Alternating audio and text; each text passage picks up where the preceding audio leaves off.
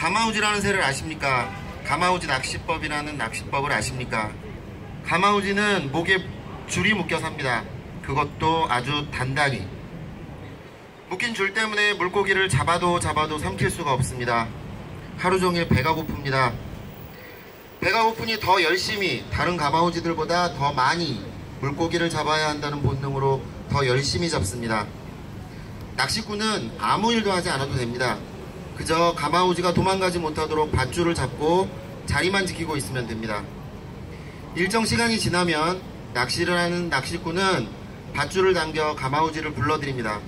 가마우지는 익숙합니다. 밧줄에 묶여 삼키지 못한 물고기를 체념한 듯 익숙하게 낚시꾼에게 내놓습니다. 간혹 배틀하지 않는 가마우지가 있으면 해결책은 아주 간단합니다. 막대기로 가마우지의 머리를 세게 두세 번 내리치면 됩니다. 그러면 가마우지는 모든 걸 체념하고 삼키지 못한 물고기를 뱉어놓습니다. 하루 종일 삼키지 못할 물고기를 가마우지는 열심히 최선을 다해서 잡습니다. 저녁이 되어 집에 돌아가면 낚시꾼은 가마우지에게 굶어 죽지 않을 정도로만 물고기를 줍니다. 배가 고파야 가마우지는 더 열심히 물고기를 잡습니다. 죽을 때까지 가마우지는 그렇게 먹지도 못할 물고기를 최선을 다해 잡습니다. 낚시꾼은 그 물고기를 시장에 내다 팔아 먹고 삽니다. 전 이 가마우지 이야기가 떠올라 다시 찾아봤을 때 눈물이 나서 잠시 울었습니다. 이 나이에 창피해서 혼자 몰래 화장실로 가서 잠깐 울었습니다. 다음 주에 집회가 있다 합니다. 네, 또 가겠습니다. 목에 묶인 밧줄 좀 풀어달라고.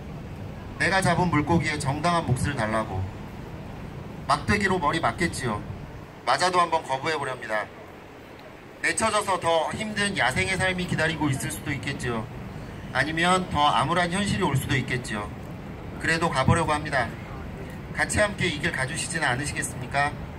저도 앞장서서 뭔가를 주도하고 이끌어나가는 그릇은 못 되는 소심하고 내성적인 사람입니다. 앞에 나서 애써주시는 분들의 노고에 우리는 목소리를 조금 더 보태고 한마음 한뜻이라는 걸 보여드리고 같이 움직여드리면 그걸로 된다고 생각하고 나약하고 미약한 발걸음 조심스레 떼어봅니다. 그걸로 충분하지 않겠습니까? 이상입니다.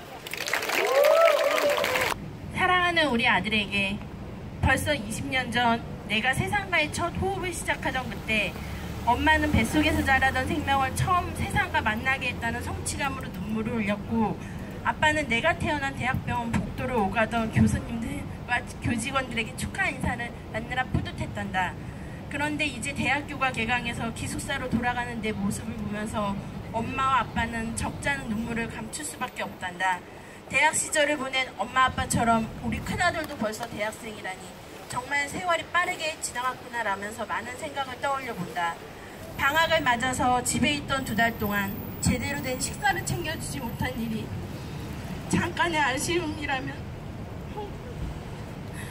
내가 초등학교 때 시작해서 중학교를 거치는 10여 년 동안 매일 가게에 나가서 일하고 남들 노는 주말이면 너희들을 집에 남겨두고 치킨을 튀기러 나갔던 일은 두고두고 너희들에게 고마움과 미안한 마음을 가지는 일이란다.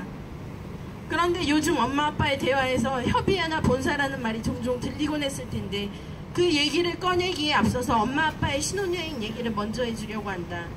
너희에게 엄마 아빠가 결혼할 때 떠났던 신혼여행의 달콤한 추억만을 얘기해줬지만 지금 치킨집을 하게 된 나의 선택이 옳은 선택이었는지 매일매일 곱씹음하는 일이 그 신혼여행 때 있었단다. 우리가 제주도로 신혼여행을 떠난다는 얘기를 들은 교수님은 우리에게 본인의 현지 조사 과제인 일부인 제주도의 조사를 당부했다.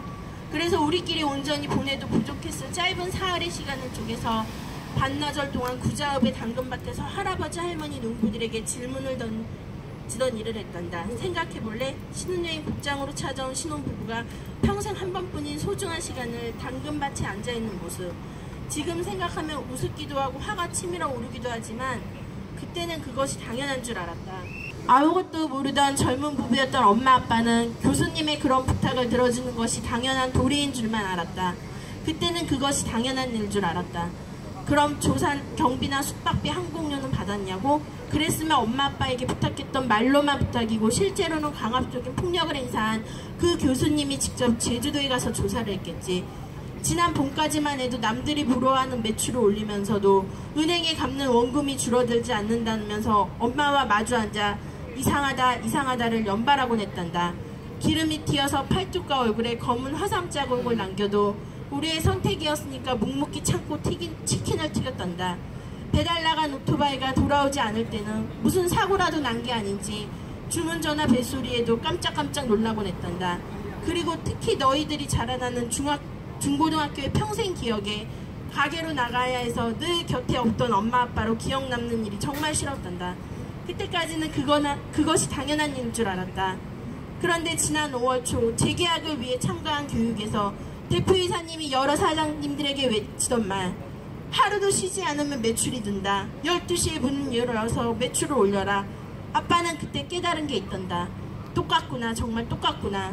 20년 전의 나를, 그리고 엄마를 당근밭으로 보낸 그 교수님과 지금 저 앞에 있는 대표이사님이 말하는 논리는 다를 것이 하나도 없구나. 그리고 부당하다고 생각하지만 그저 묵묵히 그 말을 그대로 따른다면 세상은 변하지 않는구나.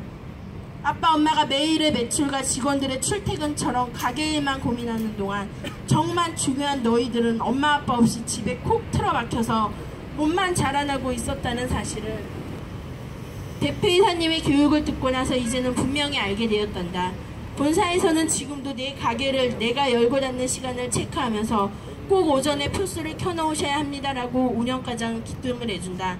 그렇다면 너희들에게는 그런 포스기가 없을까? 엄마 아빠가 가게로 출근하고 집으로 퇴근할 때 마주하는 포스기가 아니라 너희들이 학교에 가지 않는 단 하루의 주말이라도 앞에 앉아 마주 앉아 식사를 하는 우리 가족을 향한 출근과 새벽이 되어서 정리를 마치고 엄마 아빠가 들어올 즈음에까지 교실에서 얕은 잠으로 기다리고 있다가 그저 고개 한번 꾹뻑해지고 방으로 들어가는 너희들의 모습을 보는 것이 진정한 퇴근을 하는 우리 가족만의 출퇴근 기록기 말이다. 아마도 지금 이 편지는 본사 앞에서 다른 사장님들에게 읽혀지고 있을 거다. 엄마에게는 비밀로 쓴 이 편지의 내용을 들으면서 평소에 아이들에게 잘하지라면서 눈물을 훔치고 있을 거고, 엄마의 주위에 앉아있을 다른 여러 사장님들도 아이들을 생각하면서 그 아이들의 추억을 공감하고 있을 텐데, 사랑하는 우리 아들 하나는 분명히 달라졌단다. 얼마 전까지만 해도 엄마 아빠 둘이서만 가게에 마주 앉아서 우리 가게에 대한 고민을 하고 있었다면 이제는 아빠 엄마 곁에 앉아있는 주위에 함께 있는 사장님들과 무엇이 잘못된 건지 무엇이 소중한 건지 따져볼 수 있게 됐단다. 그리고 당연한 일이었지만 여태까지는 생각을 못했던 것을 깨닫게 해준 대표이사님이 있는 이 본사 앞에서 가장 소중한 너희들과 한 달에 2번 가족 앞으로 출근하는 엄마 아빠가 되겠다는 다짐을 해본다. 그래야만 너희들이 자라는 동안 하지 못했던 아빠 노릇의 일부라도 채울 수 있을 것 같다. 평소에 잘 안 하던 말이긴 하지만 마음속으로 하루도 빠짐없이 외치던 말이 있다. 사랑한다 우리 아들들, 정말 사랑한다.